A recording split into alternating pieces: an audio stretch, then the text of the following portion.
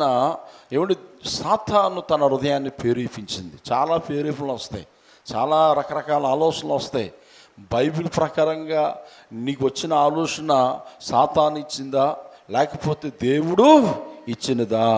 దేవుడు ఆలోచన లేకపోతే సాతాను యొక్క ఆలోచన అని మనం బహు జాగ్రత్తగా గ్రహించాలి. మనం గ్రహించాలి. ఒకవేళ పొరపాటున దేవుడు ఆలోచన సాతాను ఆలోచన అనుకొని, సాతాను ఆలోచన దేవుడు ఆలోచన అనుకొని నువ్వు పొరపాటున తొందరపడితే చాలా నష్టపోయే అవకాశాలు ఉంటాయి. చాలా జాగ్రత్తగా విందాం. ఏమంటే చాలా నష్టపోయే అవకాశాలు ఉంటాయి. దావీదు రాజు సింహాసనం మీద కూర్చున్నాడు, రాజుగా అభిషేకించబడ్డాడు. అయితే తన బలాన్ని చూసుకుంటున్నాడు. ఎలా చూసుకుంటున్నాడని ఆలోచన చేస్తే మొదటి దినవృత్తాంత గ్రంథములో 21వ అధ్యాయము మొదటి భాగములో ఏమండి ఒక ఆలోచన వస్తుంది.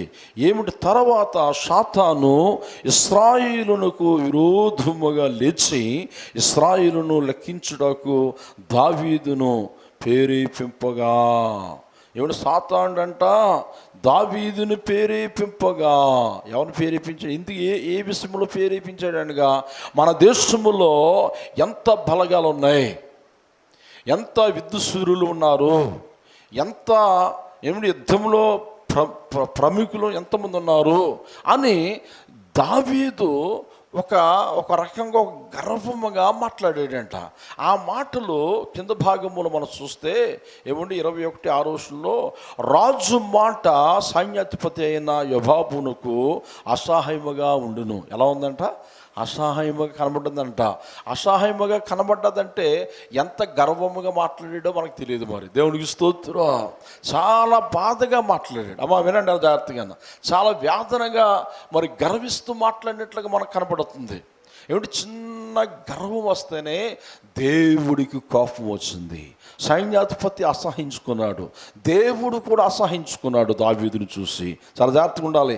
దావీదు ఏమండి చిన్న అనాలోచన అది పాపముగా మారిపోయింది.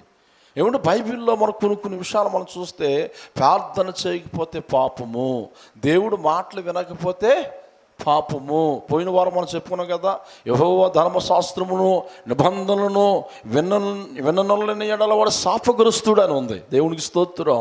అంటే మనం చిన్న విషయాలు అనుకుంటాం, అమ్మా చిన్న విషయాలు కదా అనుకుంటాం, అది పాపముగా మారిపోయింది. దావీదు ఇక్కడ గర్వముగా మాట్లాడినట్లుగా మనకు కనిపిస్తుంది. ఈ గర్విపు మాటలు ఏమంటే గర్విష్ఠుల యొక్క భక్తి దేవుడు యాక్సెప్ట్ చేయడు, దేవుడు అంగీకరించడు. దావీదు ఏమండి కాస్త గర్వించాడు. ఏమని ఎందుకు గర్వించాడని ఆలోచన చేస్తే, నేను రాజును, మన దేశములో ఎన్ని బలగాలు ఉన్నాయి అని సైన్యాధిపతికి చెప్పినప్పుడు సైన్యాధిపతి లెక్క చేయమన్నాడు. మన యోధా ప్రజలు, ఇశ్రాయేల్ ప్రజలు ఎంతమంది ఉన్నారో చూడు అనబడికి యెహోవా వెళ్ళి వెంటనే ఆ యొక్క సంఖ్యను పూర్తి చేసుకుని వచ్చాడు. అయ్యా, ఇశ్రాయేల్ ప్రజల్లో 11 లక్షల మంది ఉన్నారు, యోధా ప్రజల్లో 4,70,000 మంది ఉన్నారు అని చెప్పినప్పుడు అక్కడ ఎంతమంది అవ్వరు? 15,70,000 సైన్య బలగాలు ఉన్నాయి. ఏమండి యుద్ధంలో మంచి యుద్ధంలో ఆరితేలిన వ్యక్తి. అలాంటి వ్యక్తిని చూసి కాస్త గర్వం వచ్చింది. ఎవరికి చెప్పాలి? దావీదుకి. అది దేవుడికి చాలా బాధ అయిపోయిందంట. బాధ అయిపోయి వెంటనే ఏమండి దేవుడు దావీదు మీద కోపం రగులుతుంది. అదేమన్నా మన దృష్టిలో పెద్ద పాపం కనిపిస్తుందా? ఏమంటే సాతానుడాన్ని మనం పిలుస్తున్నాం కదా, వాడు కూడా ఒకానొక దినము నేను దేవుడి కంటే ఎక్కువగా ఎందుకు హెచ్చించుకోకూడదు, పై స్థానంలోనే ఎందుకు ఉండకూడదు అని దేవుడికి విరోధమైన ఆలోచన చేసినప్పుడు దేవుడికి కోపం వచ్చి పాతాళములోనికి తోసేసాడు. అంటే గర్వము పాపముతో సమానము, హెచ్చింపు పాపముతో సమానము. అందుకే ఎవరైతే తగ్గించుకుంటారో వారిని దేవుడు హెచ్చించునుగాక. హెచ్చిస్తానంటున్నాడు దేవుడు. అయితే దావీదు ఎప్పుడైతే ఇలాగన్నాడో గాదు ప్రవర్తతో దేవుడు మాట్లాడుతున్నాడు. ఇదిగో దావీదు నాకు విరోధంగా మాట్లాడాడు, దావీదు నేను బహుగా ఆశీర్వదించాను, ఇదిగో తన యొక్క ఆలోచన నాకు ఇష్టము లేదు. యెహోవాకి అసహాయమైందంటే మరి దేవుడికి ఎలా ఉంటుంది చూడండి. ఒకసారి ఆలోచించండి మనసు పెట్టి. అంటే మనం ఎలా ఉండాలి, అంచు దినాల్లో, కడవరి దినాల్లో మనం ఎలా ఉండాలి, ఎంత పరిశుద్ధంగా మన ఆలోచన ఉంచుకోవాలి, ఎంత పరిశుద్ధమైన భక్తి మనము చేయాలి, ఎంత పరిశుద్ధమైన నడవడిక మనం నడవాలో దీనిని బట్టి మనం ఒకసారి ఆలోచన చేయాలి. దావీదు తన దేశంలో జనసంఖ్యను లెక్క పెట్టమంటేనే దేవుడికి అంత బాధ వచ్చింది. మరి మన ఆలోచనలు ఎలా ఉండాలి ఒకసారి మనసు పెట్టండి. నీ ఆలోచన కాదు, సాతాను ప్రేరేపించాడంటే ఇక్కడ దావీదుని. ఎవరు ప్రేరేపించారు అంటే సాతాను ప్రేరేపించడానికి దావీదు అవకాశం ఇచ్చాడు. సాతాను నీ హృదయంలో రాకుండా ఉండాలి, సాతాను ఆలోచనని తలంపులోనికి రాకుండా ఉండాలంటే నీవు ఎక్కువగా దేవుడు ఇందు భయభక్తులుగా ఉండటానికి ఇష్టపడాలి, జీవగ్రంథాన్ని ఎక్కువగా చదవటానికి ఇష్టపడాలి, దేవుడు మాటలు ఎక్కువ వినటానికి ఇష్టపడాలి. అలాగే లేని ఎడల సాతాను ఆలోచన చేత నువ్వు ప్రేరేపించబడి లోకములో పాపములో పడిపోయి భ్రష్టునిగా మారిపోయే అవకాశం ఉంటుంది. తెలుసా సంగతి? ఏమండి, అననీయ సఫీరా ఎవరో భార్యాభర్తలు, ఎవరు పరిశుద్ధాత్మ దేవుడు ఎదుగు వచ్చి మొక్కుకున్నారు. ఈ స్థలం అమ్మేస్తే డబ్బు తీసుకొచ్చి సువార్తకి ఇచ్చేస్తామని మొక్కుకున్నారు. మొక్కుకున్న తర్వాత వారి ఆలోచనలు మారిపోయి, అమ్మా ఏ మారిపోయి వారి ఆలోచనలు మారిపోయి. అపోస్తల కార్యాలు 5వ అధ్యాయం 3వ వచనం మనం చూస్తే వారి ఆలోచనలు మారిపోయినప్పుడు ఈ డబ్బు సగం డబ్బు దాచేసుకున్నారు. ఏం చేశారమ్మా? సగం డబ్బు దాచేసుకున్నారు. సగం డబ్బు తీసుకొచ్చి అపోస్తుల పాదాల దగ్గర పెడితే అప్పుడు అపోస్తుల పేతురు అంటాడు, చదవండి ఆ మాట కింద భాగంలో చూస్తే, పరిశుద్ధాత్మను మోసపుచ్చుటకు సాతాను ఎందుకు నీ హృదయమును ప్రేరేపించెను. ఏం చేసిందంట? సాతాను నీ కొన్నిసార్లు ఏమంటే నీ హృదయాన్ని ప్రేరేపిస్తాడు. ప్రార్థన చేయొద్దు, ప్రార్థనకి వెళ్ళొద్దు, సంఘానికి సేవకుడికి విరోధంగా మాట్లాడటానికి సాతాను నిన్ను ప్రేరేపించినప్పుడు నీ ఆలోచన మార్చుకోవాలి. దావీదును కూడా ప్రేరేపణలోకి తీసుకొచ్చాడే లేదా?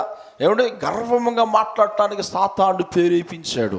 కొన్నిసార్లు మన బలాన్ని చూసి, మన అందాన్ని చూసి, మన టేట చూసి ఏమవుతుందంటే ఆ గర్వపు మాటలు వస్తాయి. ఏమొస్తాయి అమ్మా? ఏమొస్తాయి? బలం ఉన్నప్పుడు, శక్తి ఉన్నప్పుడు గర్వపు మాటలు వస్తాయి. గర్వంగా మాట్లాడుతాం. వారంతా నేనంతా ఇలాంటి మాటలు వస్తుంటుంటాయి. 4 ఇరవసనాలు 4 వాంతులు అవుతే, బాబయ్యా, తండ్రి, నాయనా, ఎంత తగ్గింపు వచ్చేద్దో, దేవుడికి స్తోత్రం కలుగాక. ఏమండి, రోగాలు వచ్చినప్పుడు తగ్గించడం కాదు, రోగం వచ్చినా రాకపోయినా దేవుడు మహిమ తలంపులతో ఉండునుగాక, మహిమ తలంపులతో నడిపించబడునుగాక. ఇక్కడ అననీయ సఫీరా హృదయాలు ప్రేరేపించబడ్డారు. ఎప్పుడైతే ఏమంటే దేవుడు ధనమును వారు దాచేసారో, ఎప్పుడైతే వారు ప్రేరేపించబడ్డారో ఏమండి ప్రాణహాని జరిగింది, ఎంతో నష్టపోయారు. మనకందరికీ బాగా తెలుసు.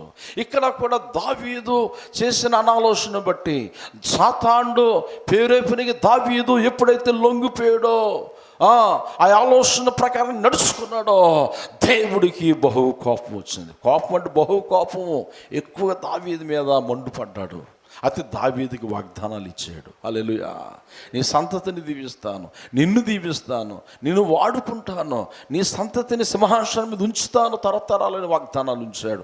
అయితే గాదు ప్రవక్తతో అన్నాడు, ఇదిగో దావీదు దగ్గరికి వెళ్ళి నేను చెప్పిన మాటలు అన్నాడు. ఎవరు చెప్పిన మాటలో? దేవుడు చెప్పిన మాటలు. ఏంటి ఆ మాటలు వింటే భయం పడుతుంది. మీరు జాగ్రత్తగా మనసు పెట్టి వాక్యం మీద మీరు ఆలోచిస్తే మీ లైఫ్లో ఎప్పుడు కూడా సాతాను ఆలోచనలు ప్రేరేపించబడటానికి ఇష్టపడకుండా ఉంటారు. దేవునికి స్తోత్రం కలుగా. ఏమిటి తెలిసిన దావీదు అప్పుడు అంటాడు, మొదటి దినవృత్తాంత గ్రంథంలో 21:7 ఈ కార్యము దేవుని దృష్టికి ప్రతికూలమగుట చేత ఆయన ఇశ్రాయేలు మీద బాధ పెట్టును. ఈ కార్యం అంటే దావీదు చేసిన చెడు ఆలోచన దేవుడికి అనుకూలంగా లేదు, విరోధముగా ఉన్నది. అమ్మా ఎలా ఉంది? మరి మన ఆలోచనలు ఎలా ఉంటున్నాయి? నీ తలంపులు ఎలా ఉంటున్నాయి?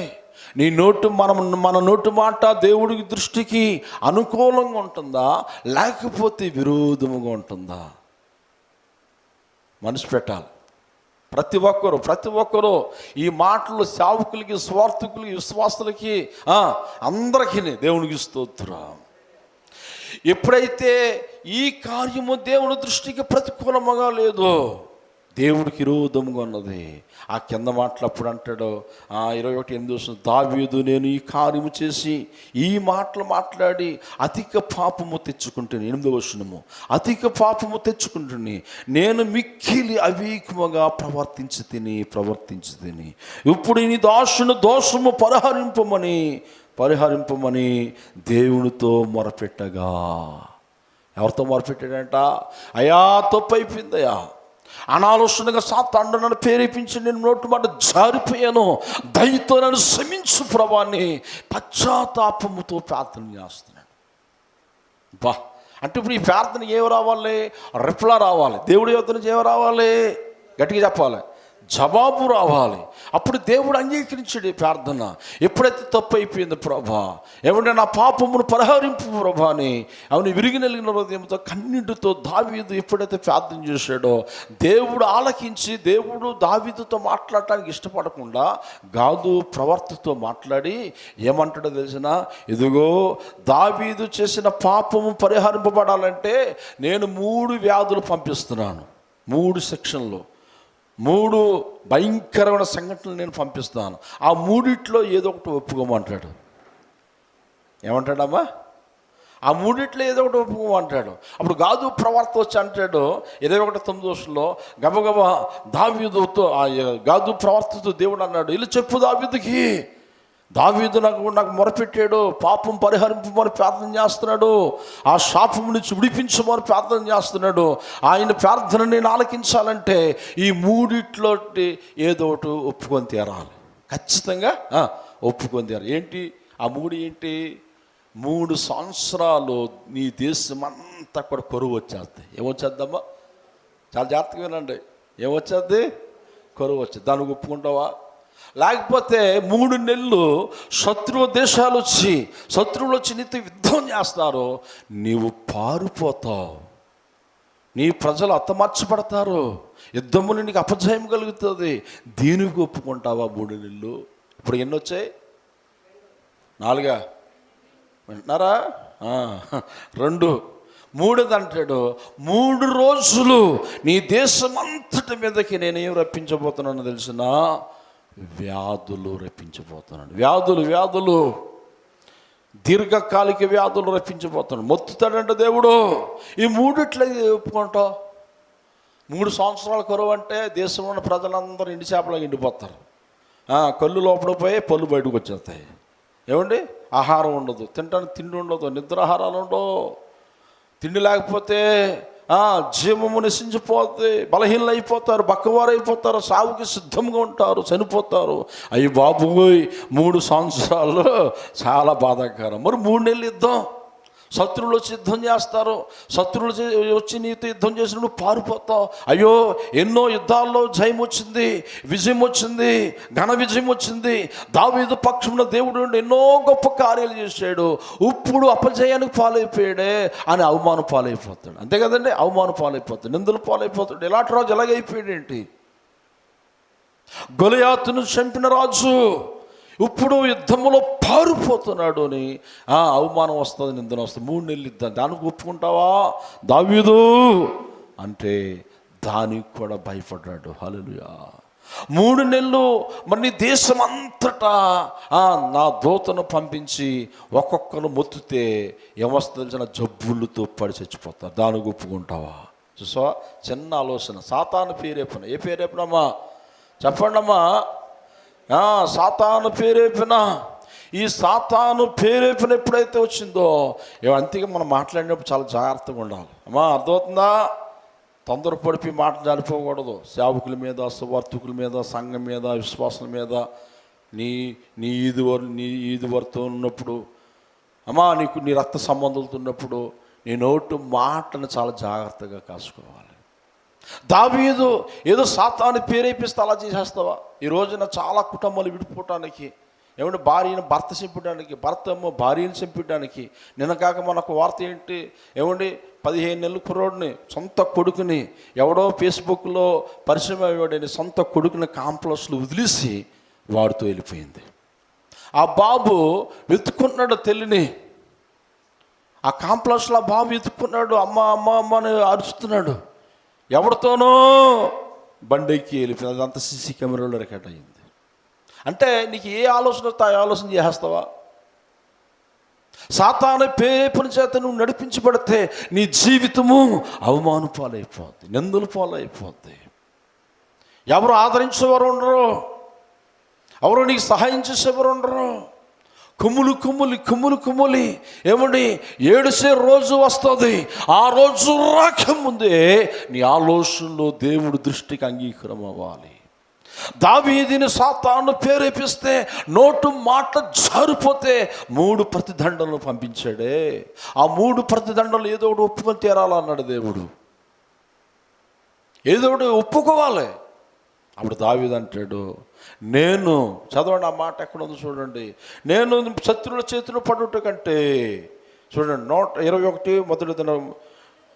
అందుకు దావీదు, నేను మిక్కిలి ఇరుకులో చిక్కి ఉన్నాను. ఎక్కడ పడిపోయాడు? ఇప్పుడు నోటు మాట జారిపోయి చిక్కుల్లో పడిపోయాడు. అమ్మా, భక్తులతో దేవుడు మాట్లాడుతున్నాడు, సంఘాలతో దేవుడు మాట్లాడుతున్నాడు. నోటు మాటే కాదని, నువ్వు నీ నోటి నుండి వచ్చిన మాట నా ఈ పద్ధతిలో ఉండాలి. నా తమ్ముడే కాదని వారి తప్పును కప్పిట్టేకు, నా భర్తే కాదని నువ్వు ఖండించి మానేస్తావేమో, నీ పిల్లలకి నీ భర్తకి విరోధంగా మాట్లాడుతావేమో, దేవుడు లెక్క అడుగుతాడు. ప్రైజ్లో అక్కడ అంటున్నాడు, మిక్కిలి ఇరుకులో చిక్కి ఉన్నాను, యెహోవా మహాకృపగలవాడు, నేను మనుషుల చేతిలో పడక ఆయన చేతిలోనే పడునుగాక అన్నాడు. దేవుడికి స్తోత్రం. యుద్ధానికి ఒప్పుకుంటే ఎవరి చేతిలో పడిపోతాడు? మనుషుల చేతిలో పడిపోతాడు. 3 సంవత్సరాలు కరువాన్ని ఒప్పుకునడానికి నరక యాతన. దేవునికి స్తోత్రం. మన దేశంలో 1 సంవత్సరం వర్షం పడకపోతే బియ్యం రేట్లు పెరిగిపోతాయి, అన్ని రేట్లు, కాయగూరల రేట్లు చెప్పండి అమ్మా, అన్నీ పెరిగిపోతాయి. 1 సంవత్సరం వర్షం పడకపోతే. ఆడు 3 సంవత్సరాలు అంటే ఎంత అవమానం ఆ దేశానికి. మరి 3 రోజులు వ్యాధులకు ఒప్పుకుంటావా దావీదు? త్వరగా చెప్పు అంటాడు. గాదు ప్రవర్త, నేను దేవుడితో చెప్పాలి, మరలా వెళ్ళి ఎవరితో చెప్పాలి? అమ్మా, అదే సిచ్యువేషన్ మన దగ్గరకు వస్తే ఎలా ఉంటుంది? ఎలా ఉంటుంది? ఏ నిర్ణయం తీసుకుంటావు? నోరు ఉంది కదా అని ఇష్టం వచ్చిన మాట్లాడుకో. ఏదైనా ఒక పని చేస్తున్నప్పుడు ఆలోచన చేయాలి, ఇది దేవుడికి ఇష్టమా కాదా, సంఘానికి ఇష్టమా కాదా, సేవకుడికి ఇష్టమా కాదా. నీ సొంత నిర్ణయాలు నువ్వు నడిపించబడ. సాతానుడు రకరకాల పేరేపులను తీసుకొస్తాడు కదా, శరీరాశలు తీర్చుకోవటానికి, లోకంలో తిరగటానికి, లోక భ్రమలో పడిపోవడానికి రకరకాల ఆలోచనలు. కొంతమంది సంఘం పక్కన సంఘం విడతారు, కొంతమంది ఏమో సేవకుడికి విరోధంగా మాట్లాడతారు. రకరకాలుగా ఎన్ని దుష్టాలోచనలు. ఏ ఆలోచనలు? దేవుడు సేవ చేయమంటే ఎక్కడికి వెళ్ళి సేవ చేయాలి? సంఘం వాళ్ళ పక్కన సంఘం చూసిన వాళ్ళు ఏమనుకుంటారంటే ఇది ఒక వ్యాపారం అయిపోయింది. వీళ్ళకి ఏమైపోయింది? వ్యాపారం అనుకుంటున్నారు, శపించబడతారు. ఇది వ్యాపారం అనుకుని చేస్తే దేవుడు వారు శపిస్తాడని బైబిల్లో ఉంది. దేవుడికి స్తోత్రం. ఆత్మల భారం ఉండాలి. సంఘాల నుంచి చోట్లకి సంఘాలు కట్టాలి. ఆత్మల పట్ల భారం కలిగి ఉండాలి. ప్రార్థన చేయాలి. నీ స్థితి మొదట కొంచెము ఉన్నా నీ విశ్వాసమును చూసి, నీ భక్తిని చూసి ఏదో ఒక రోజున దేవుడు నిన్ను హెచ్చిస్తాడు. చప్పట్లు కొడుతూ ప్రభు నామమున.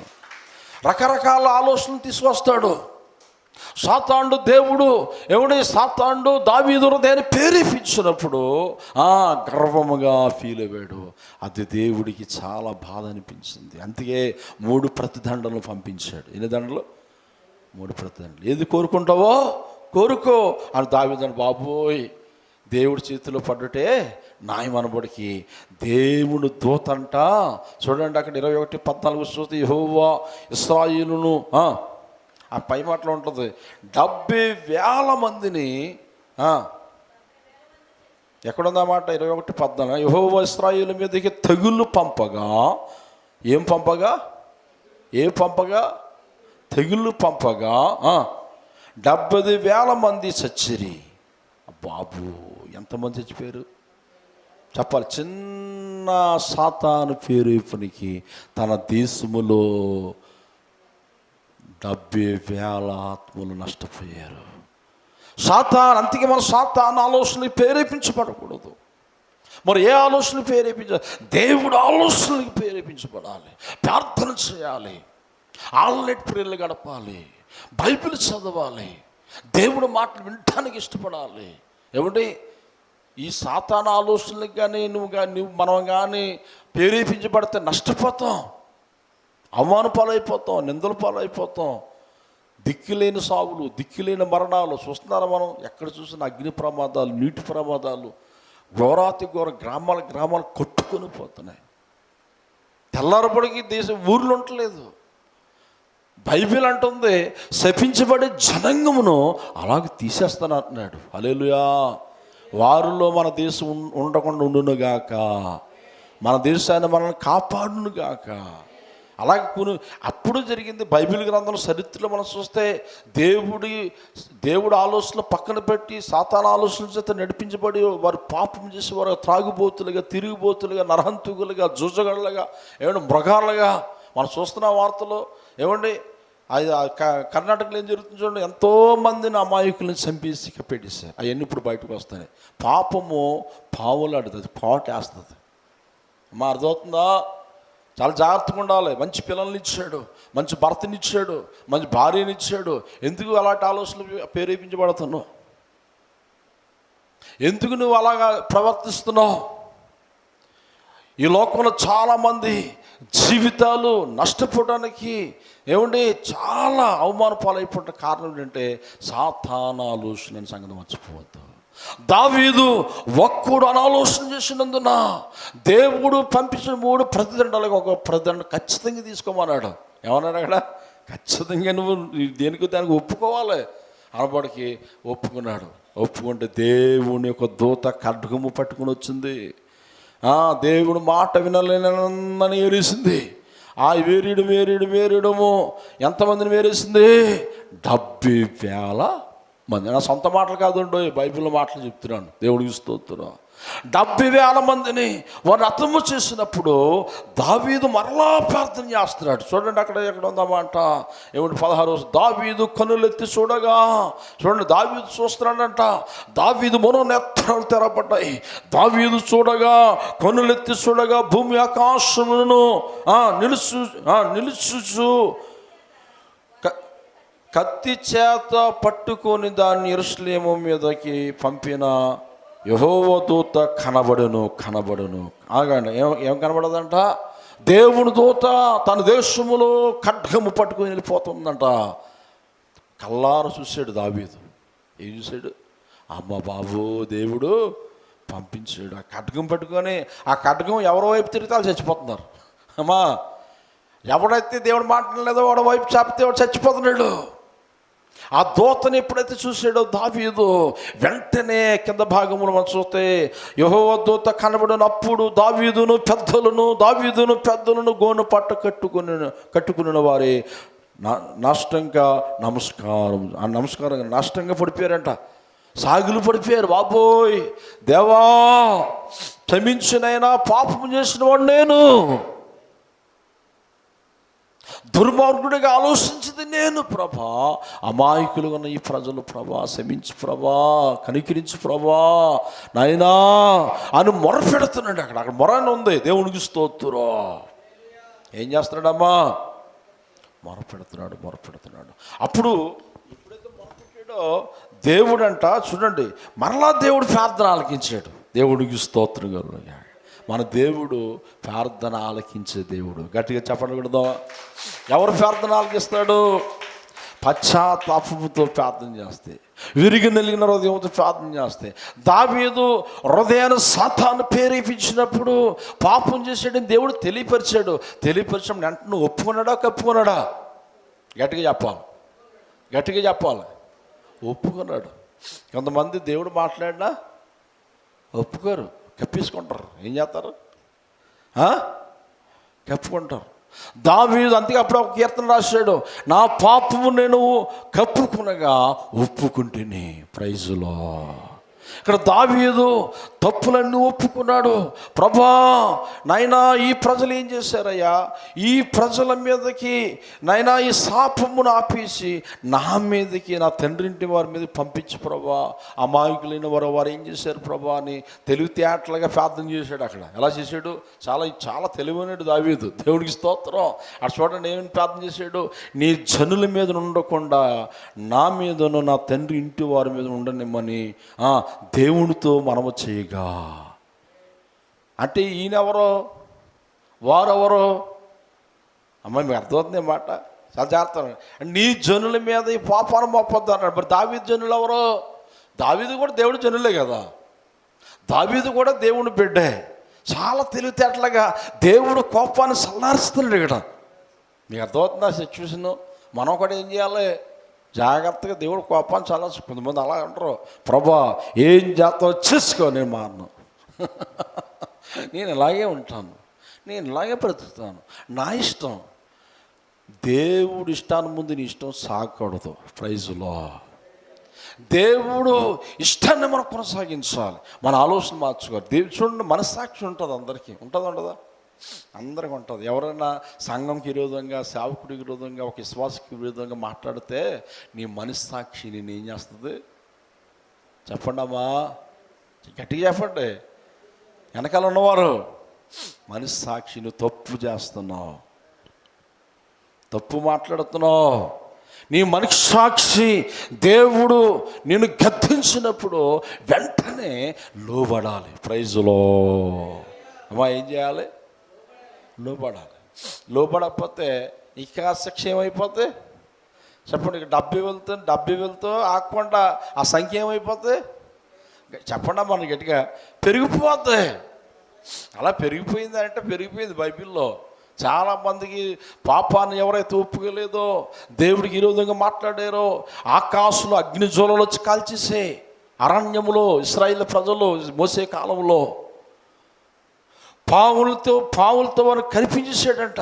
వారు మరలా మోసే పశ్చాత్తాపడి మరలా దేవుడికి ప్రార్థన చేస్తే మరలా దేవుడు వారి ప్రార్థన ఆలకించి అగ్నిజ్వాలను చల్లార్చాడు. చప్పట్లు కొడుతూ ప్రభువు నామమున మరలా ప్రార్థన చేస్తే మరలా పాములు విషసర్పములు వచ్చి వారు కోటేసేస్తుంటుంటే, ప్రభా వీరు చేసిన తప్పుదమ్ములు నేను ఒప్పుకుంటున్నాను, క్షమించు ప్రభుని మోసే దైవజనుడు ప్రార్థన చేస్తే ఆ సర్పము నుంచి తొలగించాడు. హల్లెలూయా. ఒప్పుకోవాలి. ఏమిటి అబద్ధం? చిన్నదైనా అబద్ధమే, పెద్దైనా. చిన్న పావునైనా దీంతో కొడతాం, చిన్న పావే కాదు చేతి కొడతావా? నీకు మనకు చాలా తెలివితేటలు ఎక్కువ. చిన్న పామునైనా కర్రతో కొడతాం, పెద్ద పామునైనా కర్రతో కొడతాం. మనం చిన్న పాపనైనా ఒప్పుకోవాలి. ప్రైజులో మనం ఒప్పుకొని విడిచిపెడితే నీకు ఆశీర్వాదం, మనకి దీవెన. సాతానుడు నీకు రకరకాల దుష్ట ప్రేరేపణలు పుట్టిస్తాడు. ఏ పేరు పుట్టిస్తాడు?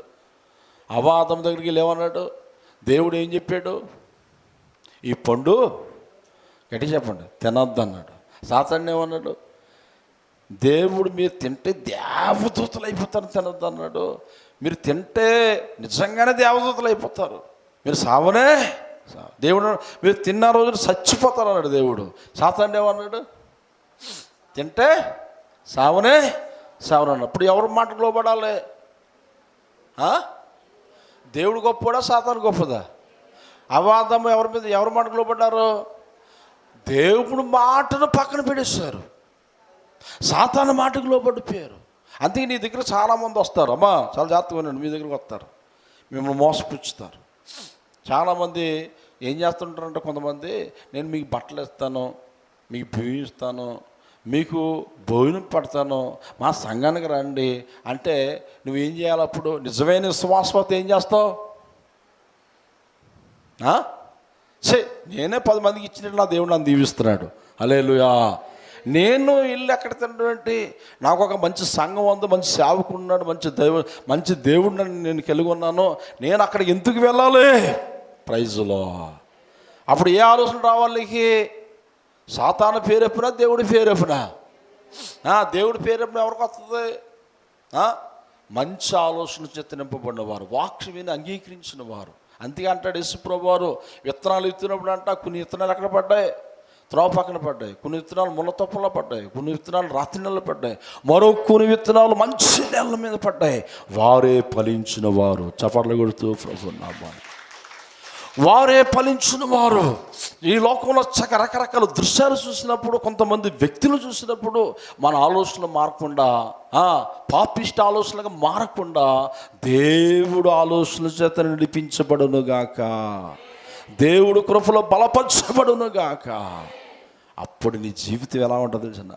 ఏమంటే దావీదు దేవుడు ఆలోచన చేత నడిపించేంత కాలము దేవుడు దీవించడా లేదా? గొర్రెలు దొడ్లోంచి బయటికి తీసుకొచ్చి రాజుగా దేవుడు నిలబెట్టాడు.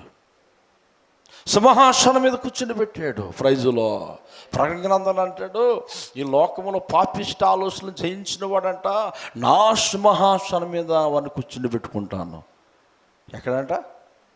ఎక్కడ కూర్చోబెట్టుకుంటాడంట? ఒకే కుర్చీ ఉంది, ఒకే సింహాసనం ఉంది. ఏమంటే నీకు ఒక సింహాసనం కాదు, నిన్ను నన్ను ఎక్కడ కూర్చోబెట్టుకుంటాడంట? ఆయన సింహాసనం మీద కూర్చుని. ఆయన సింహాసనం మీద కూర్చుని పెట్టుకోవాలంటే మనం ఎవరి వాళ్ళు ఉంటాం? ఇప్పుడు సింహాసనం మీద ఎవరు ఉంటారు? దేవుడు ఉన్నాడు. మనం కూడా సింహాసనం మీద కూర్చోాలంటే ఎక్కడ ఉండాలి? చెప్పండి అమ్మా, అర్థమవుతున్న మాటలో. అంటే నిన్ను నన్ను దేవుడు ఆయన ఒళ్ళో కూర్చుంటూ పెట్టుకుంటాడంట. చపాట్లు కొడుతూ ప్రభున్నాడు. హల్లెలూయా. అంటే ఏ ఆలోచన చేత నడిపించబడిన వారు? పరిశుద్ధాత్మ ఆలోచన చేత నడిపించిన వారు. యథార్థమైన ఆలోచనలు, మంచి ఆలోచనలు, మంచి తలంపులు, మంచి జ్ఞానము. కొంతమంది అమ్మను చూడరు, డాడీని ఆ నాన్నగారిని చూడరు, అక్క చెల్లి చూడరు, బంధువులు చూడరు, మూర్ఖంగా ఎదిరిస్తారు, మూర్ఖంగా ప్రవర్తిస్తారు. వారందరూ ఏ బ్యాచ్ అంటే సాతానుడు ప్రేరేపించే బ్యాచ్. ప్రైజులో. అంతే మన మాటలు, మన భక్తి దేవుడి దృష్టికి అంగీకారం అవ్వాలంటే మన ఆలోచనలు దేవుడు ఆలోచనలు ఉండాలి. హల్లెలూయా. దేవుడు ఆలోచన మన ఆలోచనలు ఉండాలి. దేవుడు తలంపులు మన తలంపులే ఉండాలి. అయ్యో, ఒకవేళ పొరపాటున నోటు మాట జారిపోతే, నీ చూపుల్లో తేడా కనిపిస్తే వెంటనే నువ్వు పశ్చాత్తాపడి దేవుడిని బ్రతిమలాడుకోవాలి. హల్లెలూయా. ఒకవేళ దేవుని బ్రతిమలాడుకోకపోతే దావీదు మీదకి వచ్చిన ప్రతి దండని నీ మీదకి వస్తుంది. ప్రైజులో. చాలామంది ఏం చేస్తారంటే తొందరపాటు ఎక్కువ, అయిపాటు. త్వరగా బిల్లింగ్ కట్టేయాలి, త్వరగా ఇల్లు కట్టేయాలి, త్వరగా పెళ్లి చేసుకోవాలి, త్వరగా శరీరాశలు కోరికలు తీర్చేసుకోవాలి. ఇవన్నీ ఎలా ఉంటాయంటే, చూడండి, అన్నం ఉడికినప్పుడు కంగారుగా నానబి అన్నం వండేశారనుకోండి, తింటే ఏమవుద్ది? తింటే ఏమవుద్ది? వాంతులు, రసనాలు. ఎందుకని? ఆ ఉడకలేని అన్నం, నానబియ్యాను తినేసాను, తొందరగా ఉడిపోయావు. అదే మంచిగా వండుకొని ప్రశాంతంగా తింటే ఎలా ఉంటుంది? నీకు ఆరోగ్యంగా ఉంటుంది. ఈ తప్పుడు ఆలోచనలు, తప్పుడు పద్ధతులు, సాతాను ప్రేరేపణలు ఎలా ఉంటాయంటే నీకు తర్వాత బాధ పుట్టిస్తాయి. నా మాటలు మీకు అర్థమవుతున్నాయా? తర్వాత మీరు చాలా శోధనలు పడిపోతారు. మనం కష్టపడి దేవుడు ఆలోచనల చేత మనం నడిపించబడితే మనం ప్రశాంతంగా ఉంటాం. చప్పట్లు కొడుతూ ప్రభు నామమున హల్లెలూయా. ఇప్పుడు దావీదు అంటున్నాడు, అయ్యా ఈ పాపమును పరిహరించు ప్రభా. ఇదిగో నాయనా, గొర్రెల వంటి వారు ఏం చేశారు ప్రభా? అయ్యా 70,000 మంది చచ్చిపోయారు, క్షమించు ప్రభా, నా మీద మోపు, నా తండ్రి ఇంటి మీద మోపు అంటే దేవుడు దావీదు మనవి ఆలకించాడు. హల్లెలూయా. ఆలకించి ఏమండి గాదు ప్రవర్తిస్తూ దేవుడు అంటున్నాడు, ఏమంటున్నాడో తెలిసిన? దావీదు పాపము పరిహరింపబడాలంటే ఒక బలిపీఠము కట్టమాను. ఏం కట్టమన్నాడు? బలిపీఠం కట్టమాను, సమాధాన బలులు అర్పించమను, త్వరగా వెళ్ళు. కాదు ప్రవర్తితో దేవుడు చెప్పినప్పుడు గబగబా వెళ్ళాడు, ఒక స్థలం కొన్నాడు, అక్కడ సమాధాన బలులు అర్పించాడు. దేవుడు చెప్పిన పని చేస్తున్నాడు. చేయకపోతే చచ్చిపోతారు జనాలు, చేయకపోతే తాను ప్రాణహాని ఉంది, శపించబడిన జీవితాలుగా ఉంటే అలా ఎవరో శపించబడడం దేవుడికి ఇష్టం కానే కాదు. అక్కడ ఏమంటాడు చూడండి, మొదటి దినవృత్తాంత గ్రంథంలో 21-26 పిమ్మట దావీదు యెహోవాకు అచ్చట ఒక బలిపీఠమును కట్టించి, ఉందా లేదా? దహన బలులను సమాధాన బలులను అర్పించి యెహోవాకు మొరపెట్టగా, బాబా ప్రభా నువ్వు చెప్పిన పని నేను చేశానయ్యా అని ఆ బలిపీఠం దగ్గర ఉండి దహన బలులు అర్పించి యేసు క్రీస్తు ప్రభు రాక మునుపు భూమి రాక మునుపు దేవుడు సమాధాన బలులు దావీదు అర్పించాడు. దేవుడికి స్తోత్రం. అప్పుడు ఆ సమాధాన బలులు దేవుడు అంగీకరించి దావీదు ప్రార్థన దేవుడు ఆలకించి ఆయన ఆకాశముల నుండి అగ్ని వలన అతనికి ప్రత్యుత్తరం ఇచ్చాను. ప్రైజులో ఏంటంట, అమ్మయ్యా. అప్పుడు దేవుడు కోపం ఏమైంది? గట్టిగా చెప్పాలి, చల్లారింది. దేవుడు కోపము చల్లారింది. దావీదు ఎప్పుడైతే దహన బలులను అర్పించాడో యెహోవా అగ్ని ఆకాశము నుంచి వచ్చి ఆ బలును దహించింది. ప్రైజులో అప్పుడు పాపము పరిహరింపబడ్డది. గట్టిగా చప్పట్లు కొడుతూ ప్రభు నామాన మహింపసం. ఆ కింద భాగంలో మనం చూస్తే యెహోవా దూతకు ఆజ్ఞాపింపగా, ఎవరికి ఆజ్ఞాపించాడు చెప్పాలి, అందరూ చెప్పాలి. అంటే అందరూ పని చేయాలి, దేవదూతలు అందరూ పని. దేవుడు ఏ పని చెప్తే ఆ పని దేవదూతలు చేయాలి, కేరేబులు చేయాలి, గాబ్రియేలు దూత చేయాలి. మనం కూడా భూమి మీద దేవుడు ఏది చెప్పాడో అది చేయకూడదు, నిద్రపోవాలి. నిద్రపోవాలి మనం. దేవుడు మాట విన్నవాడు బాగుపడతాడు. ప్రైజులో దేవుడు మాటకు లోబడినవాడు దేవుడు దీవిస్తాడు, వాడిని దేవుడు ఆశీర్వదిస్తాడు.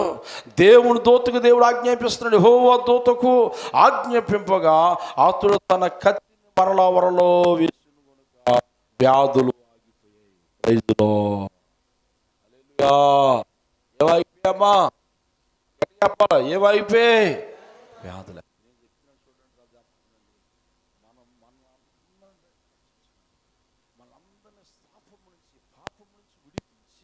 ఆయన రక్తం మనల్ని కడిగి ఏమని మనల్ని పరలోక రాజ్యంలోనికి తీసుకుని వెళ్ళటానికి, అగ్ని జ్వాలలో అగ్నిగుండంలో పడకుండా ఆ అగ్నిగుండమును తప్పించి మన ఆత్మను రక్షించి మన ఆత్మ పరలోక రాజ్యంలోనికి తీసుకుని వెళ్ళటానికి ఆత్మదేవుడు అని యెహోవా దేవుడు ఏమండి కుమారుడినైనా యేసుక్రీస్తుని దహన బలిగా ఈ భూమి మీదకి పంపించాడు. ప్రైజులో మనందరి పాపాల నిమిత్తము యేసుక్రీస్తు ప్రభువారు దహన బలిగా మార్చివేయబడ్డాడు. అందుకే మనకి పాప క్షమాపణ కలుగుతుంది. హల్లెలూయా.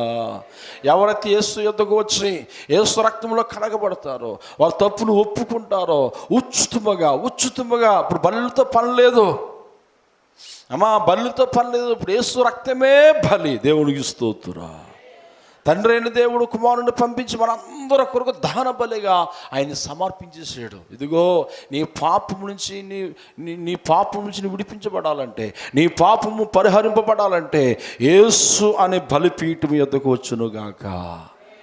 యేసు అనే బలిపీఠం దగ్గరకు వచ్చి నీ తప్పును ఒప్పుకుంటే, నీ నోటితో నీ తప్పును ఒప్పుకొని నీ హృదయం ముందు దేవుడు ఎందు యేసుక్రీస్తు ప్రభు నా కొరకు ప్రాణం పెట్టాడు, నా కొరకు బలైపోయాడు, నేను బలైపోయిన స్థానంలో ఆయన వచ్చి బలైపోయి నాకు విడుదల ఇచ్చాడని విశ్వాసం ఉంచితే నువ్వు ఉచితముగా రక్షించబడుతున్నావు. చప్పట్లు కొడుతూ ప్రభు నామమున హల్లెలూయా. దావీదు దహన బలి అర్పించినప్పుడు పాపములు ఎలాగైతే పరిహరింపబడ్డాయో, తండ్రి అయిన దేవుడు కుమారుని అంతగా అంటాడు. ఏమంటే మత్తయి సువార్తలో, మార్కు సువార్తలో, లూకా సువార్తలో 10:30 అంటాడు కదా, ఇదిగో నశించిన దాన్ని వెతికి రక్షించడానికి మనుష్య కుమారుడిగా భూమి మీదకి వచ్చాను. ప్రైజులో ఎలా వచ్చాడమ్మా? మనుష్య కుమారుడికి వచ్చాడు. వచ్చి ఏం చేస్తున్నాడు చూడండి, ఏం చేస్తున్నాడు మనం ఆలోచన చేస్తే ఒక మాట చెప్పి నేను ముగించాలని ఆశపడుతున్నాను. త్వరగా రోమిలు రాసిన పత్రికలు ఉంటుంది అనుకుంటున్నాను. రోమా రాసిన పత్రిక 16:20 చూడండి. సమాధానకర్తకు దేవుడు సాతానును మీ కాలు క్రింద శీఘ్రముగా చదిగా త్రొక్కించును.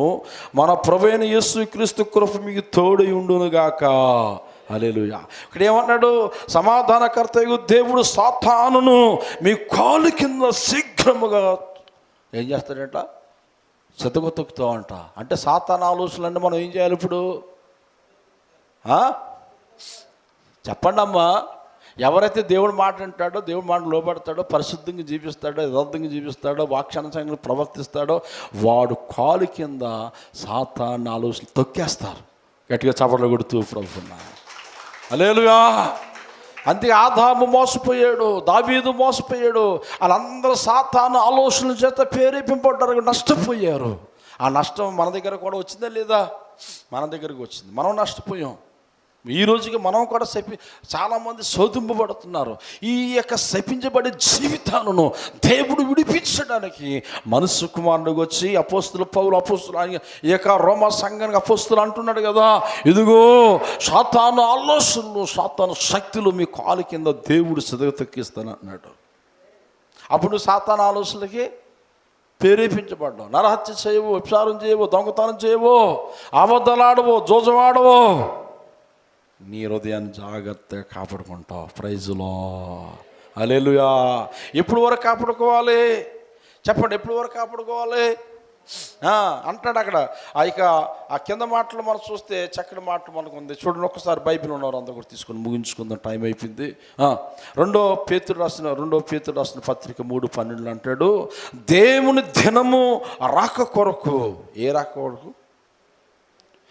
దేవుడు దినము రాక కొరకు కనిపెట్టుచున్నాం. మనం అందరం ఏం చేస్తున్నాం? దేవుడు రాక కొరకు బాప్తిస్మం పొందిన వారందరూ కూడా ఏమంటే దేవుడు రాక కొరకు మనం ఎదురు చూస్తున్నాం. ఎందుకు ఎదురు చూస్తున్నాం? ఆయన వచ్చినప్పుడు మనల్ని ఎక్కడ తీసుకెళ్ళిపోతాడు? పరలోక రాజ్యములను తీసుకెళ్ళిపోతాడు. ప్రైజులో. అందుకే అపోస్తలుడు పౌలు ఇక పేతురు రాసిన పత్రికలో ఏమంటే పేతురు భక్తుడు సంఘంతో మాట్లాడుతున్నాడు, దేవుని దినపు రాక వరకు కనిపెట్టచ్చు, దాన్ని ఆశతో అపేక్షించుచు మీరు పరిశుద్ధమైన ప్రవర్తనతోనూ భక్తితోనూ ఎంతో జాగ్రత్త గలవారి ఉండవలను. ప్రైజులో. ఇప్పుడు మనందరూ ఎలా ఉండాలంట అమ్మా? ఎలా ఉండాలి? ఎంతో భక్తితోనూ ఎంతో జాగ్రత్త గలవారే, మంచి పరిశుద్ధమైన ప్రవర్తనతోనూ భక్తితోనూ ఎంతో జాగ్రత్త గలవారే ఉండవలను. ఉందా లేదా? ఎంతో జాగ్రత్తగా ఉండాలంట, పరిశుద్ధమైన జీవితం జీవించాలంట. అంటే దుష్ట ఆలోచనలు, దుష్ట తలంపులు కానీ కలిగి ఉంటే దేవుడు ఏమన్నాడు? మండుచున్న అగ్నిగుండములో పాడేస్తాడు. వాడు ఆత్మ నరకానికి పోవడం దేవుడికి ఇష్టం కాదు. నీవు నేను నశించిపోవడం దేవుడికి ఇష్టం కాదు. నీవు నేను మనం అందరం రక్షించబడాలని దేవుని ప్రణాళిక. గట్టిగా చప్పట్లు కొడుతూ ప్రభున్నామన్నమాట. అందుకే దావీదుని దేవుడు దీపించిన తర్వాత కాస్త గర్వించాడు, కాస్త యోబాబుకే అసహ్యం వచ్చిందండి ఆ మాటలు. మరి ఎలాంటి మాటలు రాయబడి ఉండలేదు కానీ ఆ మాటలు. అందుకే మన మాట, మన ఆలోచనలు, మన తలంపులు చాలా పరిశుద్ధంగా ఉండాలి. ప్రైజులో. అమ్మా ఎలా ఉండాలి? మనం మాట్లాడితే ఏది పట్టదు మాట్లాడకూడదు. మన మాటలు దేవుడు యాక్సెప్ట్ చేస్తున్నాడా లేదా? దేవుడికి ఇష్టమైనదా కాదా? వాక్యానుసారం ఉందా? చెప్పండమ్మా, చెప్పాలి అందరూ కూడా. లేదా అని మనం ఏం చేయాలి? పరిశోధన చేసుకోవాలి. నీ నోటికి ఏదో వస్తుంది మాట్లాడకూడదు, నా నోటికి ఏదో వస్తుంది మాట్లాడకూడదు. మనం ఎవరో తెలిసిన బలిష్ఠుడైన దేవుడి పిల్లలం. ప్రైజులో. పరిశుద్ధుడైన దేవుడి పిల్లలం, మహాజ్ఞానైన దేవుడి పిల్లలము, సృష్టికర్త అయిన దేవుడి పిల్లలు మనం. దేవుడికి స్తోత్రం. అంతేకాంటున్నాడు అపోస్తలుడు అయ్యక 2 పేతురు రాసిన 3:12 అంటాడు కదా, దేవుని దినము రాక కొరకు కనిపెట్టచ్చు, దాన్ని ఆశతో అపేక్షించచ్చు. ఉందా లేదా? అక్కడ కింద భాగంలో ఉంటుంది ఆశతోనంట. ఎలాగా? నీ భక్తి ఎలా ఉండాలి? ఆశతో దేవుడికి ప్రార్థన చేయాలి. అమ్మా ఎలా చేయాలి? ఆశతో దేవుడిని ఆశతో దేవుడు ప్రార్థించాలి, ఆశతో దేవుని కొనియాడాలి. పాటలు పాడినా, ప్రార్థన చేసిన, వాక్యం చెప్పిన, సువార్త ఆసక్తితో దేవుడు రాబోతున్నాడు. మనం సిద్ధపడాలి, అనేకుల్ని సిద్ధపరచాలి. మనం బలపడాలి, అనేకులు. ఇప్పుడు ఏ ఆలోచనతో నడిపించబడాలి మనం? చెప్పండి. దావీదు కాస్త గర్వించాడు, సాతాను ఆలోచన ప్రేరేపించబడ్డాడు. 3 ప్రతిదండలో. అంటే శిక్ష ఉంటుంది. ఏముంటుంది? పాపం చేసినాడు ఏముంటుంది? ఖచ్చితంగా శిక్ష ఉంటుంది. ఆ శిక్షలో నువ్వు బయటపడాలంటే దేవునికి ప్రార్థన చేసి, దేవుని బ్రతిమలాడుకుంటే, నీ పశ్చాత్తాపం చూసి, నీ విరిగిన హృదయం చూసి దేవుడిని కనికరించి విడిపించునుగాక.